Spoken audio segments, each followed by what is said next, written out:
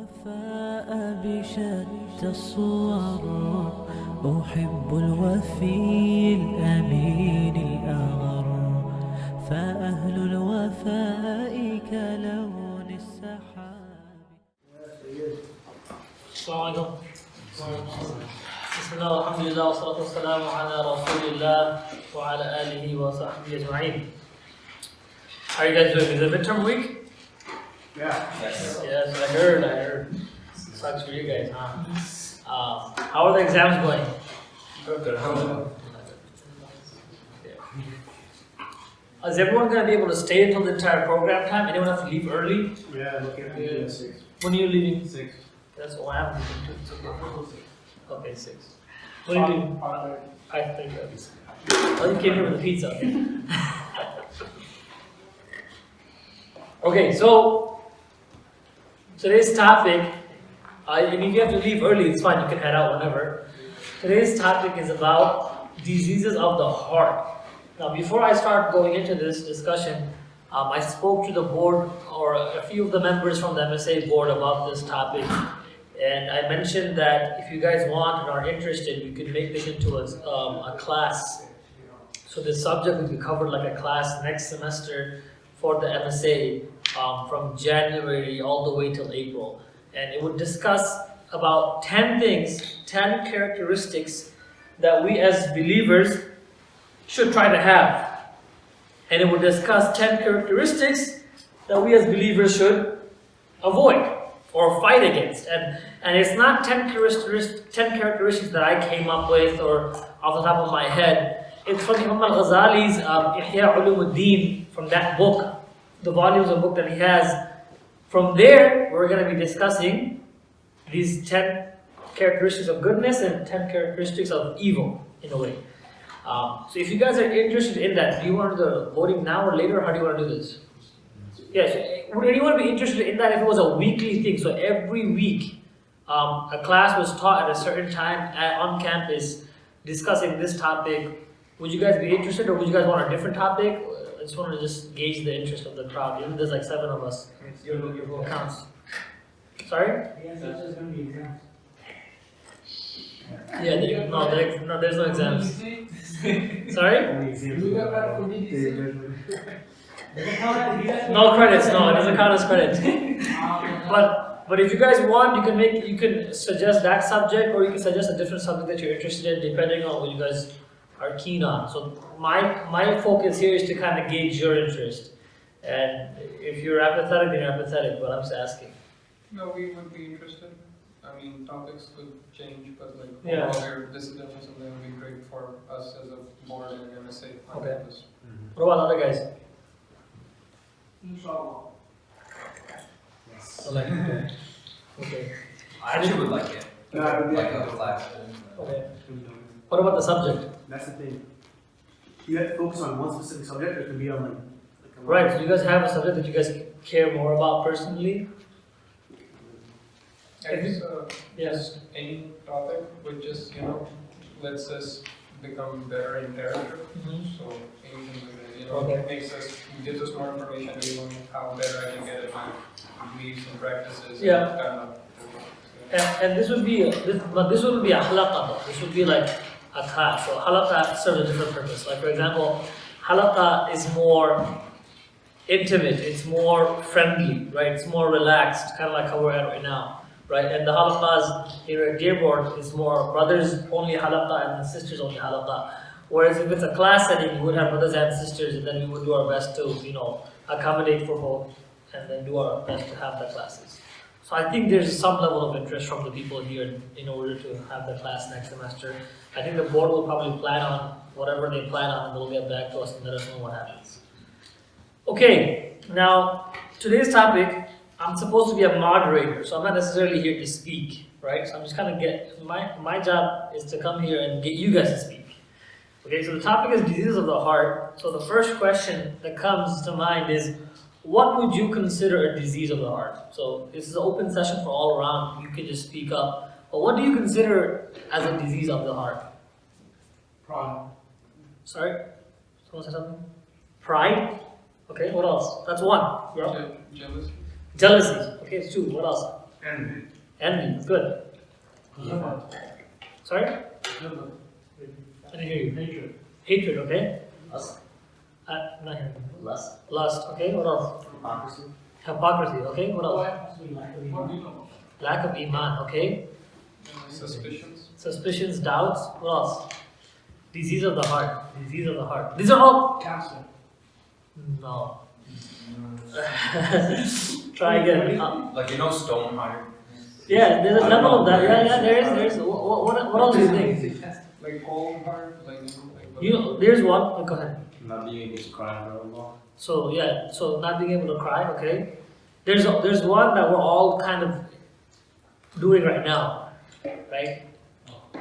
Yeah, eating. Eating. Overeating is a disease of the heart. It's actually covered. It's actually covered in the 10 that if you guys were to have it, we'll talk about that. Overeating, not eating.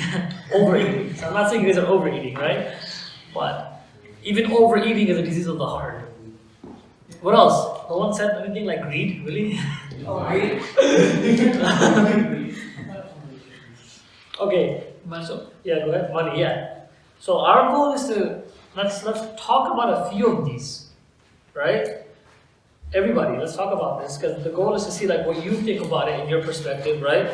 And then you kind of say your opinion, and then we do our best to relate it to Quran and Sunnah, right? And we continue the conversation. So what we want to do is we don't want to just talk about a problem. We want to talk about a problem with a solution, right? So someone name one of the diseases that you want to talk about. First one you name, we'll talk about. suspicions. Okay, suspicions.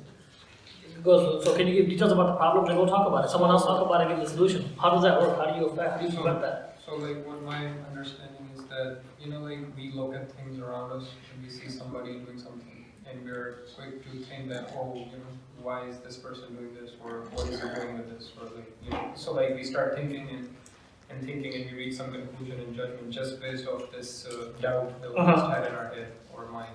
Yeah. And so it's just like, it's just that it's like in Islam it's wrong to have these doubts without like any confirmation. You can accuse another believer of saying things that this is like he's doing this or he's doing that. Okay.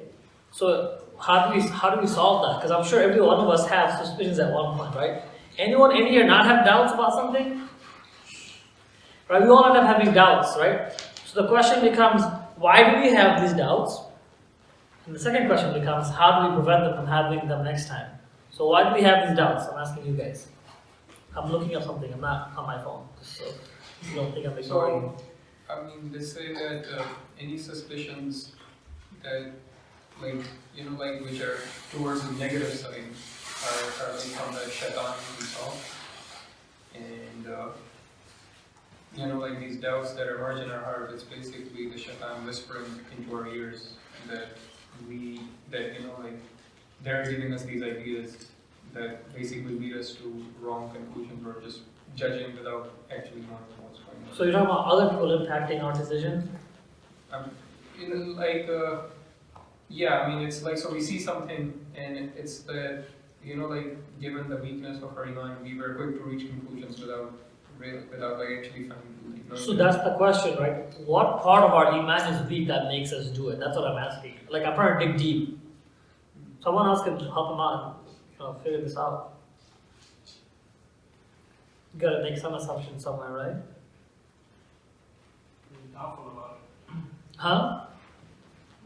The question is just having doubts. Is that? No, the question is, why do we have doubts? Why do you doubt something? Why do you doubt someone doing something that could be right or wrong? Satisfaction. Huh? Satisfaction. Satisfaction of what? I feel like it's because we're scared.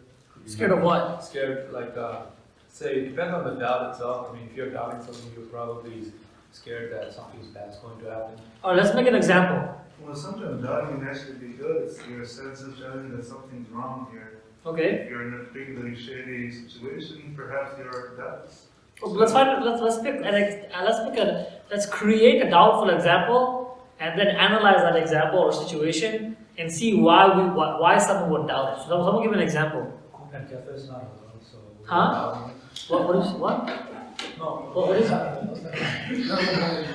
I didn't hear what you said. What? Say a particular restaurant, we doubt that if it's halal or not. So That's different kind of doubt. I'm talking about doubt in terms of like people, right? That's a fifth thing. So I guess when you doubt someone, or like you doubt his intentions, like oh he's only doing this for show, he's not actually pious or something like that. Okay, let's use that example. Now we have an example. So he gives the example of, let's say, someone wants to be on the board next year, right? Well, okay, who wants to be on the board next year, right?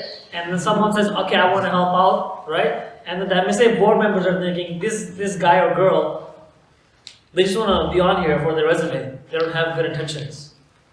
Does that make sense? Yeah. So why would the board member or anybody doubt that? That's the example. Does that work? So you guys tell me.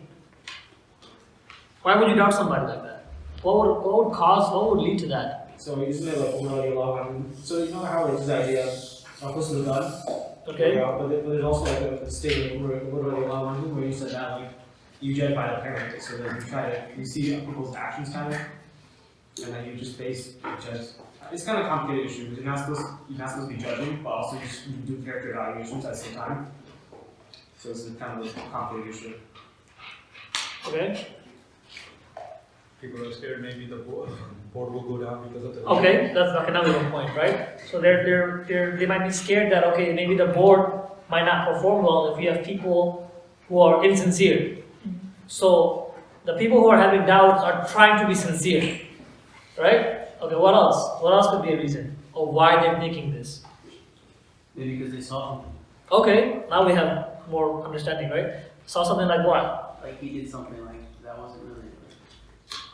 Or Like something that's kind of like you're like okay, that's. So you're talking about maybe sometimes we have doubts because we see repeated patterns in behavior of people, right? And then because of these repeated patterns of behavior, we think this brother or sister is likely to do it again, or is not reliable, right? Okay, what else? Those are good points, right? What else? The question is, why do we have doubts? Do you hear rumors? Okay, that's the third thing, right? So external, right? The first two are you, personal, right? You've seen them do something, right? This one, you heard other people say something. Now we understand reasons as to why we might have doubts. But the bigger question is, how do we prevent ourselves, or what do we do if these doubts occur? If this disease of the heart comes upon us, because Allah says, this is what I was looking up. I'll just say the translation. So the Hujurat, right? Ayah number 12. O you who believe, avoid suspicion. Indeed, some suspicions are sin. That is to say, it causes one to fall into sin. This suspicion may have many forms, such as speaking ill of the good folk from among the believers, and such good folk are many, in contrast to the immoral individuals among them, in whose case there is no sin, so long as yet suspicion is in accordance with their outward behavior. Do not spy. Do not spy. Do not pursue the imperfections and faults of Muslim by searching them out. And do not backbite one another. And do not speak of him by mentioning something which he is averse to having mentioned of himself, even if it is true. Now it's probably hard to focus and track because I'm saying a long sentence and you're trying to. Surah Al-Hujurat, ayah number 12. But first thing Allah is saying what? Don't have suspicion. Avoid suspicion. Because, and then he says what? Because some suspicions are sin. They're sinful. And then it explains that Tafsir al-Jalalain says, go and explain that, meaning it leads to sin. It leads to sin. Right? Because that rumor you heard, if it's false, and someone is sharing this, that means they're lying about somebody, right? That is a sin itself. Because they had doubts. Now I have to ask the question, what do you do in that situation? You're an MSA board member, right? Let's say you're an MSA board member right now. Assalamu alaikum. And you heard someone named Sayyid Khan wants to be on the MSA board next year, right? And you heard all these things about him, right? So the question becomes, you have doubts. What do you do, or what should we do, right, to assess the situation? Yeah. So, I mean, if such a situation presents itself, obviously, as believers ourselves, we should not just blindly believe anything we hear. You know? So if somebody brings us some information, was where to be like, okay, well, we should probably like find out where it came from, question it more, and like try to trace the source back. and just like, just don't believe, just directly go into it, like believing it and spreading it as well for ourselves. I mean, so the problem with that way is if you try to dig into where it comes from and everything, you might like unintentionally kind of still be talking about it, spreading it somehow, like asking, oh, do you know about this and thing? Best practice might be just to directly confront the person this rumor is about and ask them, is this true? Like, it'll end your doubt, and also they know that you maybe talk about or something like that. Yep. Anything else? Confronting is gonna help. What if that person? Sorry? What if confronting doesn't help? What if that person doesn't want to share with you and? No, because like you ask if it's true, and like I mean, if it's like true, then like I mean that also is. At least he knows that it's being passed around. Yeah.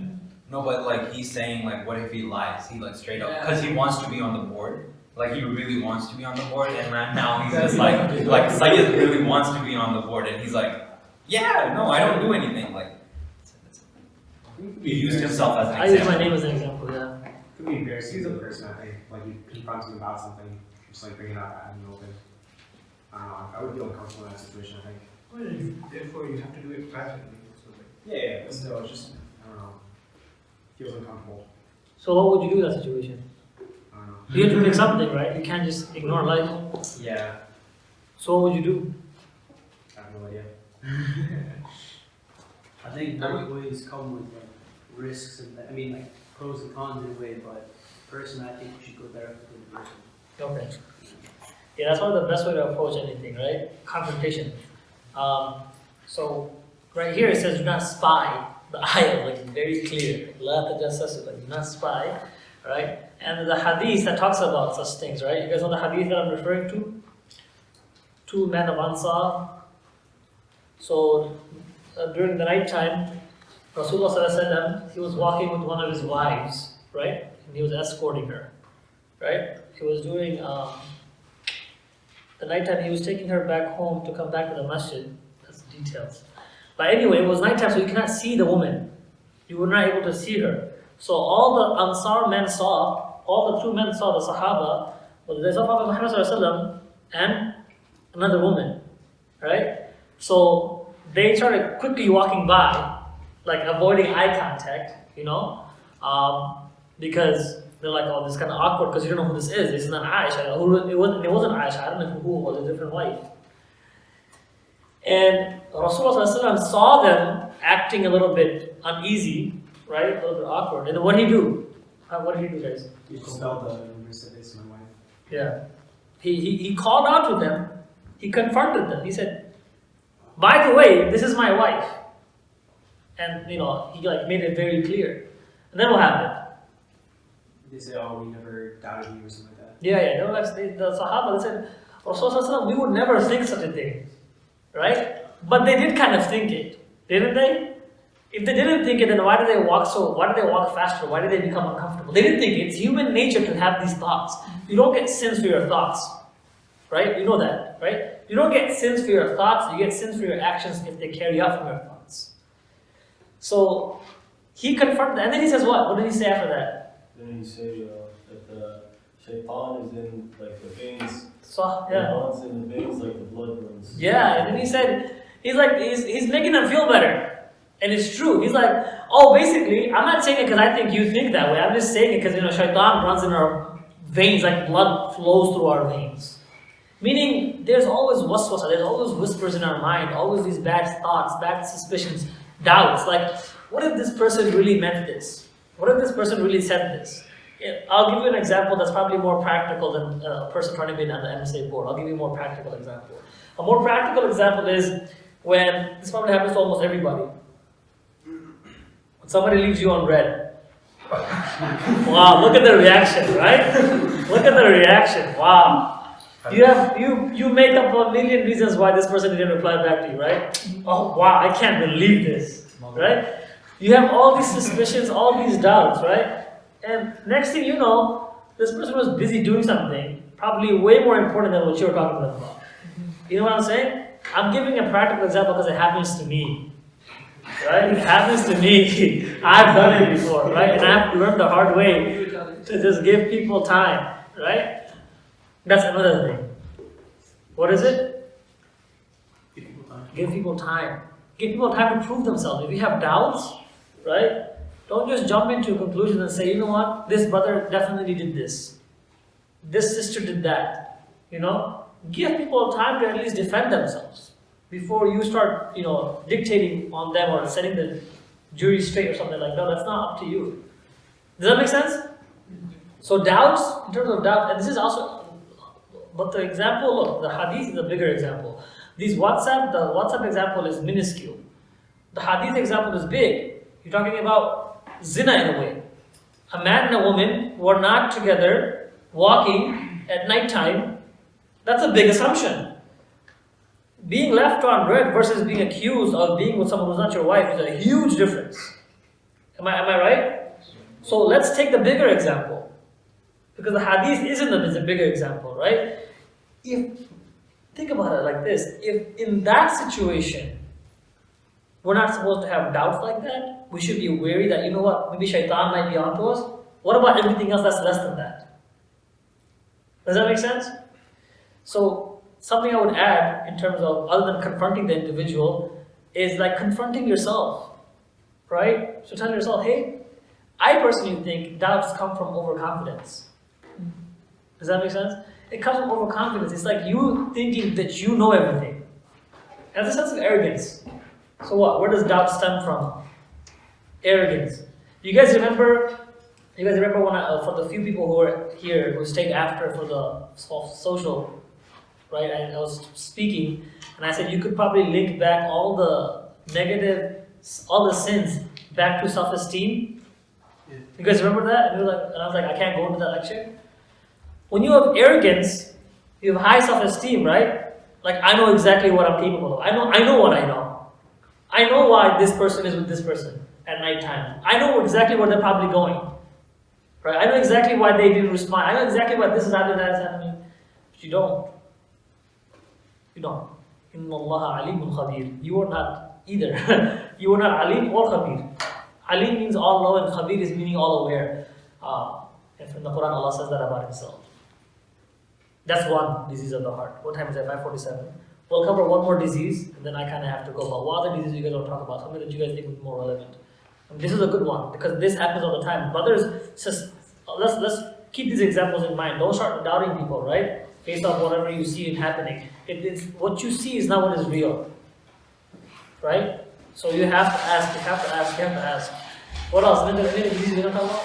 So, Yeah, go ahead. Question. Yeah. So, like, would saying insincerity be a disease of the heart? Us having insincerity? Like, yeah. 100%. So, like, when we commit to something, like you say, oh, I'll do it, but we're not there. That's not insincerity. That's responsibility. That's that's irresponsibility. But, like, what about insincerity? Insincerity is different, right? Insincerity is, well, what is insincerity? It's not being real, yeah, true to yourself, true to what you're really doing, right? I'll give you an example. Me taking my classes in this campus was completely insincere because I didn't care about the classes, right? That was insincere and I have no regrets about that, right? So that's how it is. So I'm giving a light example, right? But this happens on a bigger scale. So if you're someone who's helping with a Muslim event and stuff like that, right? And you're insincere about what you're doing, that's a big deal. A whole big deal, right? So insincerity is definitely a disease of the heart. Narcissism or ego. Yeah, for sure. Arrogance, pride, right? That all goes in. The thing is, each one is a lecture. That's why I said if we teach the class, we can cover each one as a lecture in itself. And then you would see, well, we would all see, like, what does it really mean to be arrogant? What does it really mean to be envy versus jealous, right? Like these differences, if the class comes. But anything that you guys want to talk about right now, like let's make it up the situation or example and find the solution real quick. We found the solutions for doubts, right? Does that make sense? What were the answers real quick? Who remembers the answers? What should you do if you're in doubt? Confront, give them time. And what else? Last one. Confront, give them time. What else? Confront yourself. Like, calm down. Maybe I don't know. Right? What's another example that you guys want to talk about for disease? Jealousy. Okay, good. Jealousy. The hadith says that if the son of Adam had a mountain of gold, what would he do? He would want the second one. That's greed and jealousy altogether, but we'll look at jealousy overall. Okay, so let's talk about problems with jealousy. Okay, someone tell me why. Why do we get jealous? What happens? We want something. Go ahead. We want something we don't have. We want something we don't have. Why? We see someone that has it. Okay, so we see someone that has it, but you're not answering the question. You gotta combine these answers, okay? So we want something we don't have. We see something someone else has, and we want that. Okay. Why? I'll give an example. In America, I won't get jealous if I see a man with another man. I don't want that. You know what I mean? Like, just because someone has something doesn't mean I want it. Does that make sense? So I want you to think deeper. Why do we want something that someone else has? Yeah. It's not how it's in the first hadith. Change it again. Yeah. The son of Adam. This is the end of hadith. The son of Adam had a mountain of gold. He would ask for a second one. Yeah, but how does that refer to jealousy? Jealousy. I was saying that goes with jealousy and greed. Yeah. Go ahead. Oh, I thought you were raising your hand. So why do we get jealous? Well, why do we want something? Because we in ourselves think that we lack something, Okay. and we see that in another person. Okay. For example, No if I'm answer. like not smart and you're smarter than me, Okay. that I would like Want. praise want your grades. Yeah. Or if you're like better looking than me, I would Okay. want like your Clothes, whatever it is. Yeah. clothes or You like think- features. You think you deserve it and they don't deserve it. Okay. We're constantly comparing ourselves. Okay. So these are all the reasons as to why these happen, right? Because we think we deserve it, right? And we like how it looks with other people, right? We like the fact that their life is going great because they got all these A's, and that happens because we're constantly comparing ourselves. So the question becomes, how do we solve that? Or how do we prevent that? There's two things. One, you can have jealousy within you and you have to solve it. Or two, you can sense jealousy is coming and you take preventive measures never to have it to begin with. So how do you do one or the other? How would you guys do it? We can kind of like compare people like what we were driving here, and that person had an old truck, Yeah. and we had a car that actually runs nice. Yep. So like same things that we have and we don't have. Like, Yeah. So in our left lane, I was in the center lane, right? So Joseph and I came here together. And in the left lane, there was like a old wagon, truck thing. yeah, whatever it is, and it was like completely broken down. Everyone on the road can hear the car driving, right? And I felt so bad because what we were just saying, that's their condition. Like that's all they have. They have to go from A to B. They can't afford a car, right? And I have a basic car, but my car drives fine. It's not making the noise that car is making. And to my right is a Ford Mustang. Right? So you have these different things, right? So if I look to my left, I see one thing, and if I look to my right, I see one thing. And I was telling myself, just look forward and drive to Dearborn, right? So that's kind of what you're talking about. Looking at people who have less than you. That's actually from the Hadith, right? Hadith tells us to look at those who have less. Look at those who has less to feel more what? Grateful. What else? What else can we do? You can make a lot of the person that you feel jealous of, like makes you a lot of like lying increases in like the quality of you like. Okay, so in that case, you're making dua for that individual to increase. Okay, why? Well, I'm already jealous. You want me to become more jealous of him? I remember. No, this is good. The answer is right. I want us to understand why, right? Just a way of like removing the enmity in your own heart. That humbles yourself, then? Yes. So there's two things to it. I guess both mentioned, right? He said removing the enmity in your heart. Because it might be someone that you're really close with, that you really care about, and they got something you don't got. And the easiest example is a grade. Exam score came back and you're like, wow, I studied more, this guy's an idiot, and how did he get a higher grade? Like, really? Like, come on. And you're like, you probably guessed some question too. All these things come up in your head. There go those doubts, right? So what do you do in that situation, right? You have to absolve yourself of enmity because you actually care about this person. You can have jealousy with people you care about and people you don't know. Like you can be jealous of Bill Gates and his money, you don't know him, right? Or you can be jealous of Mahbub and his money, but you know him. So these are the two examples. So in the situation of people that you're close with, you want to take away the enmity because that person did nothing to you. And then, like Abdullah said, right? Yeah. He said to humble yourself, right? To humble yourself. That when you can say that I'm making dua for the brother that I'm jealous of, you can kind of say that, you know what, I'm more. It doesn't mean you stop being jealous. But you're saying that you admit it.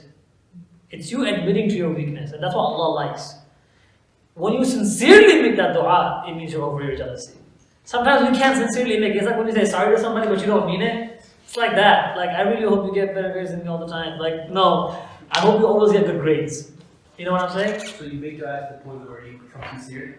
Yeah, so that's kind of one way of going about it. You know what I'm saying? You keep making dua for someone, and then at one point you're like, why don't I want this person to get it? I can get it too. It's not like I can't get an A just because you got an A. That's a curve. But you know what I'm saying? So in that situation, you say, oh, we can both get it. What if it becomes worse? Like he keeps getting better, you keep getting worse. Okay, so what do you do? I don't know. You guys tell me. Like compare. Sorry, what did you say? I would say like what's it called? Comparing yourself to that person. Okay, yes, if he gets better grades, but then there is probably because a human being has so many things. Like he has character. Yeah. He has his speech. He has his looks. He has his grades. He has so many things going on in his life, like around him. So like you're just focusing on one specific thing, his grades. Yeah. Look at other things. He might be struggling with something else that you're not. Like say alhamdulillah for that, and then like kind of equals out. Good, you know? good. Yeah, go ahead. Oh, I would say like if I see a nice car in Bluefield, you know, I'd be like, wow, but then sometimes just like subhanAllah or something, just like remind myself like that this is just, you know, temporary, yeah. That's one way of. There's two approaches. Any other approaches? The first approach he mentioned was looking at something that they might be struggling with, which goes back to what Joseph said at the beginning, looking at people who have less than you. So even a brother who has more than you, he might have less than you in something else. Go ahead. Think about this is a bit morbid, but that all things material eventually go away. That which is exact. That's perfect. It goes perfectly with what Joseph said. Yes. Because everything, and I want everyone to really take this in. Everything that you and I love, other than Allah, will go away.